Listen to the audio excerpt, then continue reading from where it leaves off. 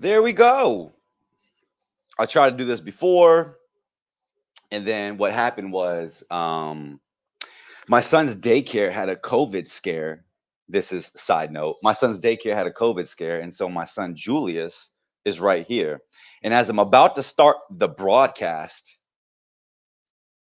something happened on the other side that you can't see, but I needed to abruptly end it, or else you guys would have heard a lot.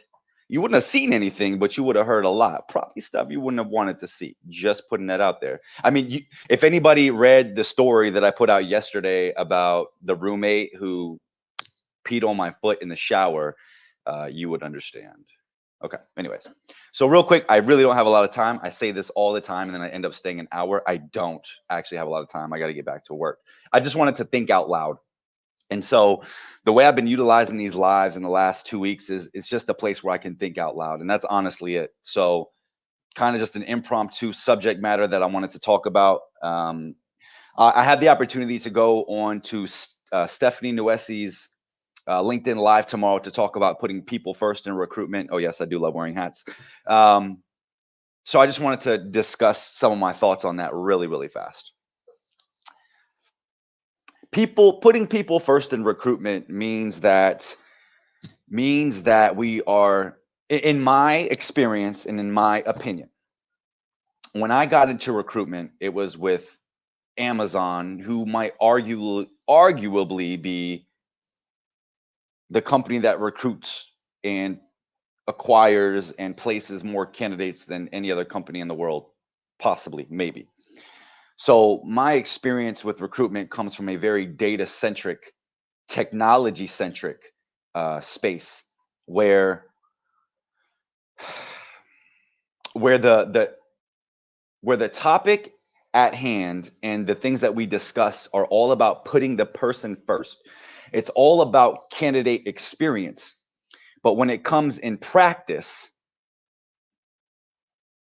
things didn't always work out that way. Now, it's fair to say that, of course, Amazon is working with a completely different scale than the type of companies I work with now.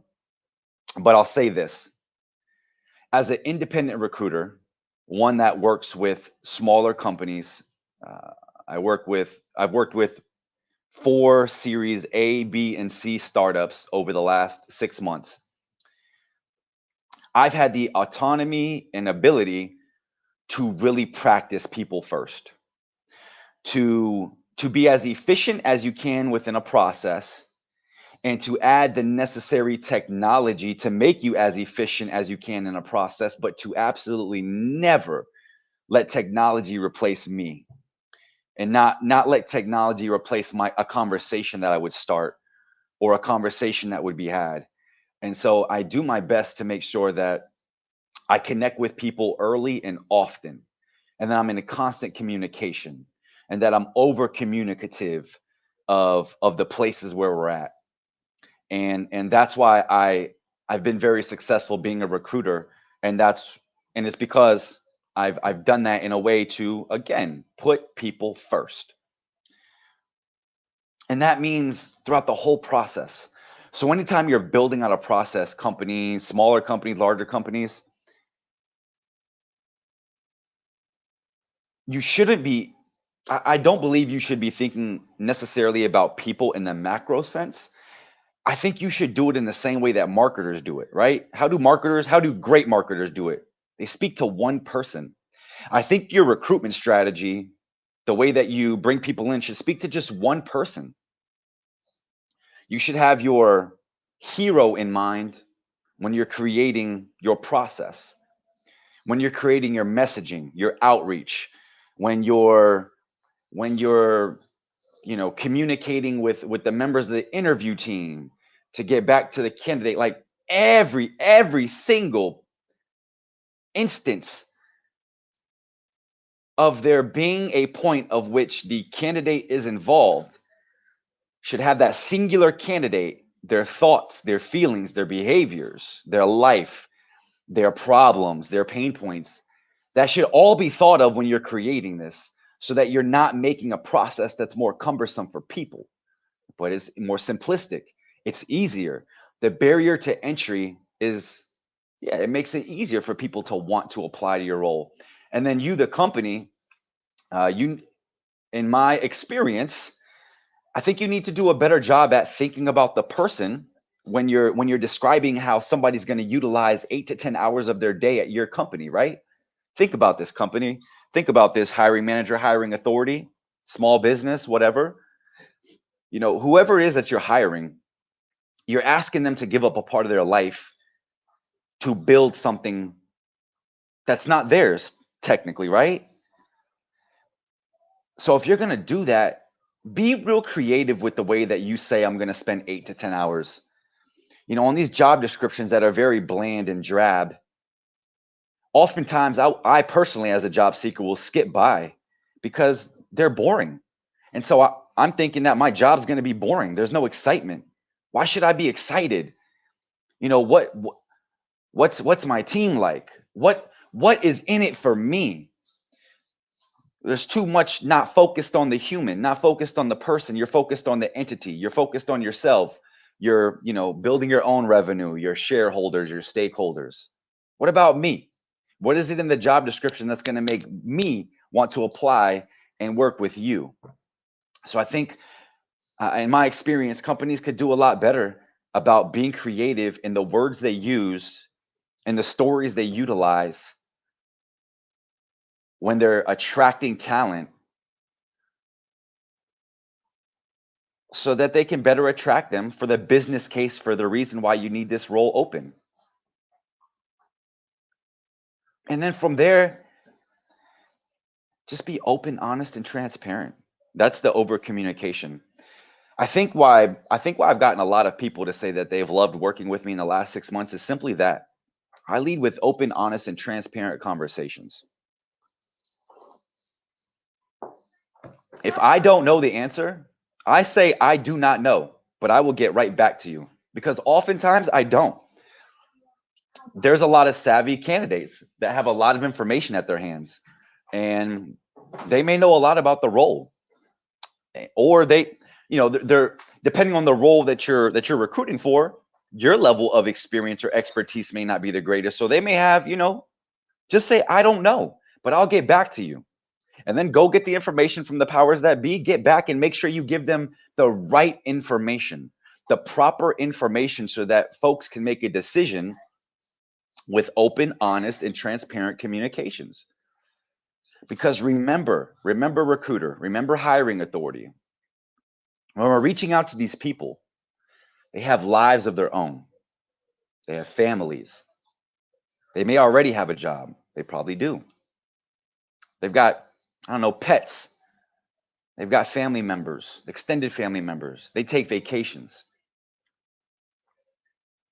They have lives outside of this role. You have to consider those things. You should consider those things because, again, whoever you hire, whoever shows up, they show up as their whole selves. They're not just your employee. They're probably a mother or a father, a son or a daughter, a brother or sister, a friend, a human that can't be lost. It shouldn't be lost. I'm just thinking out loud. I'm just talking at this point, guys, if you couldn't tell. I don't think there's anybody here with me. Nope. Okay, that's okay. So I'll just keep talking because I don't mind. Do it all the time. My wife asked me to not do it so much, but that's a side story. Anyways, she's not here, so whatever. So people first. When I got a couple minutes. When I was a recruiting coordinator at Amazon, I was dangerous at what I did and really good because I didn't understand. I didn't understand mostly about what I was doing, to be completely honest.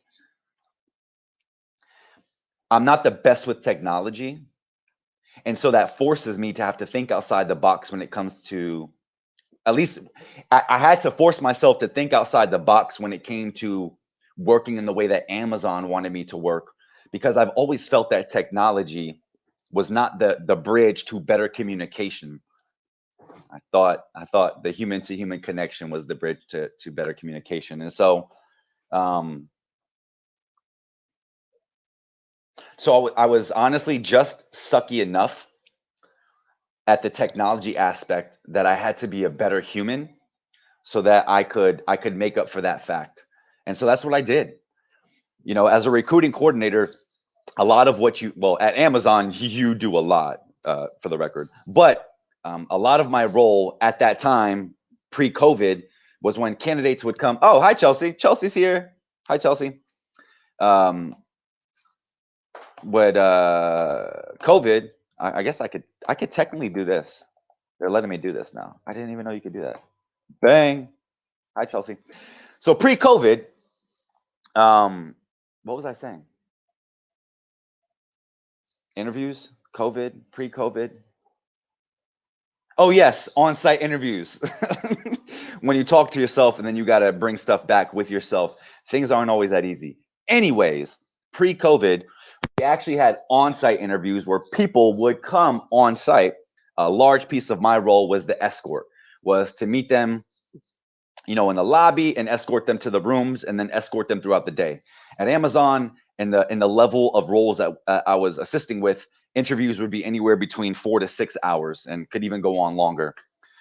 And so in my estimation, the most important piece of my role, with the exception of, obviously the communication for the candidates that we kind of had in the pipeline, was this right here, the candidate experience. It's the first impression, and I am the first impression that they get.